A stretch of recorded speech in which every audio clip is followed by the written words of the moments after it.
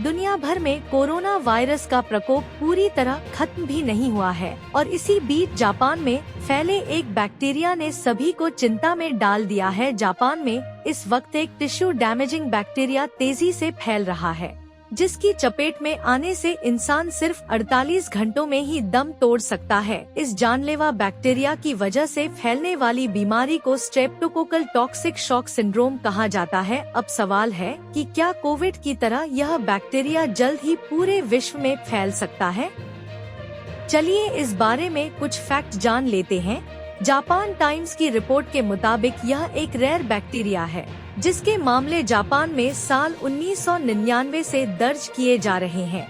हर साल STSS की वजह से सैकड़ों लोग बीमार हो जाते हैं, जिनमें तमाम लोगों की मौत भी हो जाती है। जापान के national institute of infectious disease की माने तो साल 2023 में इस घातक बैक्टीरिया की चपेट में 941 लोग आए थे। हालांकि इस साल 2 जून तक 977 केस मिलने से डर का माहौल बन गया है। जापान के अलावा भी कई देशों में इस तरह की बीमारी के केस देखे गए हैं, जिनमें यूरोपियन कंट्री भी शामिल हैं।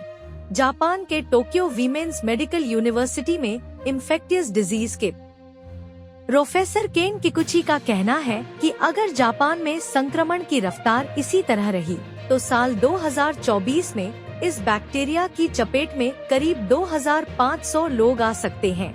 चिंता की बात यह है कि इस बीमारी की मृत्यु दर 30% है और अधिकतर मरीजों की मौत सिर्फ 48 घंटों में हो सकती है। 40 साल से ज्यादा की उम्र के लोगों को इस बैक्टीरियल इन्फेक्शन का खतरा ज्यादा होता है और इस एज ग्रुप के लोगों को ज्यादा सावधानी बरतने की जरूरत है। इस घातक बैक्टीरिया के मामले सिर्फ जापान ही नहीं बल्कि कई देशों में मिल चुके हैं।